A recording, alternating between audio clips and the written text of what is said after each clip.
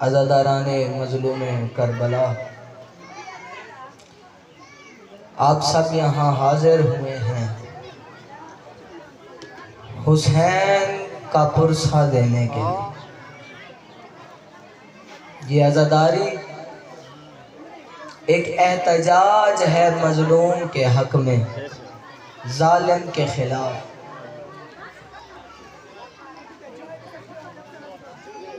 चाहे जो भी हो, ये एहतजाज बताता है कि इस मज़लूम पर इतना जुल्म क्यों किया गया। आखिर क्या खता थी ज़हरा के बेटे हुसैन की, बेजुर्मो बेखता इस ज़ात पर जुल्म किया। अभी जाकिर साहब ने शहज़ादा अली असगर की शहादत तफसीलन पढ़ी है। मुझे हुक्म दिया गया है कि जब तक जाकिर मौला के तशरीफ़ नहीं लाते उस वक्त तक आप तमाम को मकामे हुसैन सुनाओ। तवज्जो है सामने गिराने पर। भाई आखिर इतना बड़ा इनकलाब आया कि आलमीन हुसैन के गम में नोहा गुनाह है। आखिर मकसद हुसैन क्या है? मौला हुसैन ने इतनी बड़ी कुर्बानी दी क्यों? सामने गिरामी कदर, ना आप मेरे मोहताज हैं आज के दिन, ना मैं आपका हूँ। साथ साथ मजलूमियत हुसैन भी बयान होती रहेगी। आप सब मिलकर अपने वक्त के इमाम को पुरसा दें जो 1400 साल से पानी नहीं खून रो रहा है,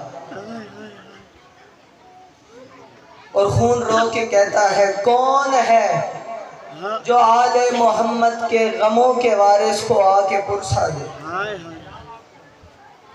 आए मिलकर इमाम ज़माना की बारगाह में पुरसा पेश करते हैं, और साथ में इस कुर्बानी का मकसद मैं बयान करता हूँ कि हुसैन ने, आखिर हुसैन की मजबूरी क्या थी कि उसने असगर और अकबर जैसे शहीद करा के बहनों की चादरें भी लुटा ली।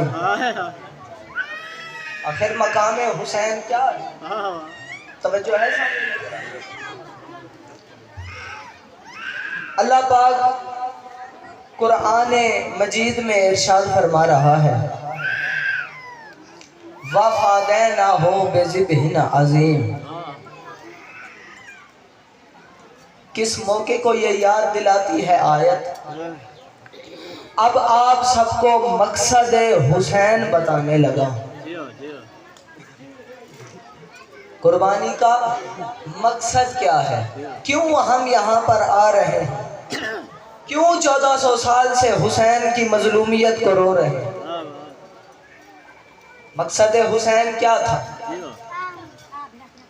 आलम अरवा से जब अल्लाह ने अंबिया को तरतीब के लिहाज से जमीन पर भेजा ना, सबसे पहले आदम अलैहिस्सलाम को भेजा, और भेजकर मुनादी ने निदा दी कि कौन है जो मुझे अल्लाह से इश्क करे।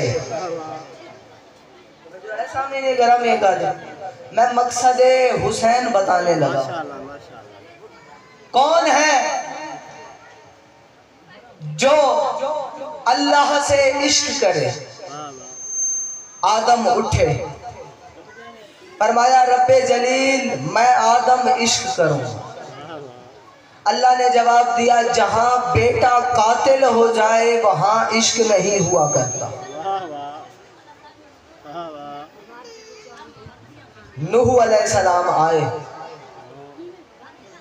नूह अलैहिस्सलाम ने अपनी जिम्मेदारी को पूरा किया। समझो है समय। फिर मुनादी ने निदा दी, कौन है जो मुझे अल्लाह से इश्क करे? नूह ने सदा दी, कहा लब्बैक या अल्लाह मैं हाजिर हूँ। फरमाया जहाँ बेटा बागी हो जाए वहाँ इश्क नहीं हुआ करता। तो जो है मकसद हुसैन पे बात हो रही है। आखिर क्यों दी हुसैन ने कुर्बानी, हुसैन की मजबूरी क्या थी। सिलसिला चलता हुआ आया इब्राहीम अलैहिस्सलाम पर, और कुरान कहता है फ़अतम्माहुन्ना, जब इब्राहीम 100% कामयाब हुए। जब इब्राहीम अलैहिस्सलाम आए तो अल्लाह ने फिर निदा दी, कौन है जो मुझे अल्लाह से इश्क करे। इब्राहीम ने कहा ऐ अल्लाह मैं इश्क करूंगा, मुझे तुझसे इश्क है। अल्लाह ने फरमाया इब्राहीम अगर इश्क है तो फिर इम्तिहान देना पड़ेगा। या रब्बे जलील कैसा इम्तिहान। फरमाया वो वक्त आएगा तो तुझसे इम्तिहान लूंगा। बस अजीजान गरामी वो वक्त आया कि एक मर्तबा अल्लाह ने हुक्म दिया जिब्राइल को कि तुम एक बंदे की शक्ल इख्तियार करके इब्राहीम के सामने जाके जंगल में बैठ जाओ। अंबिया का कारोबार, अंबिया का काम था बकरियां चराना, ये उनका कारोबार था। तो बहुत सारा मालो असबाब अल्लाह ने इब्राहीम अलैहिस्सलाम को दिया। जिब्राइल उस बंदे की शक्ल में आए और अल्लाह की तस्बीह करना शुरू कर। जो ही इस तस्बीह की आवाज इब्राहीम अलैहिस्सलाम के कानों पर पड़ी ना, तो फौरन उस बंदाए खुदा यानी जिब्राइल की तरफ आए और आके फरमाया मुझे अल्लाह से बहुत मोहब्बत है, मुझे अल्लाह के जिक्र से बड़ी अकीदत है। तुम जो अल्लाह की तस्बीह बयान कर रहे थे, एक बार वो तस्बीह तो सुना दो। ये बात करनी थी चूंकि इम्तिहान था अल्लाह की तरफ से, माल का इम्तिहान। उस वक्त जिब्राइल ने कहा रब्बे जलील के हुक्म से कि ऐ इब्राहीम कोई उजरत दोगे? नहीं, आप मेरे साथ बोलेंगे तो समझ आएगी कि कौन है जो मकसद हुसैन को सुन रहा है। मेरे साथ बोले ताकि आज के दिन मेरी माएं बहनें, मेरे बड़े छोटे, मेरे बुजुर्ग कुछ लेके घर पहुंचे, मकसद हुसैन को लेके पहुंचे। मेरे साथ थोड़ा थोड़ा बोलते आइए। कोई उजरत? इब्राहीम अलैहिस्सलाम ने फरमाया ये माल है अल्लाह का दिया हुआ, इसमें से आधा तुम ले लो, आधा मेरे पास रहने दो, अल्लाह की तस्बीह सुना। जिब्राईल अलैहिस्सलाम ने अल्लाह की तस्बीह बयान करना शुरू कर दी। तस्बीह बयान करते करते करते अचानक रुक गए।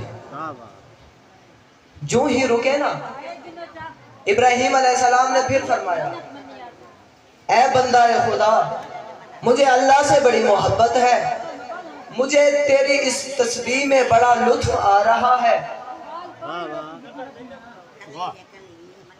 तू दोबारा मुझे अल्लाह की तस्बीह सुना।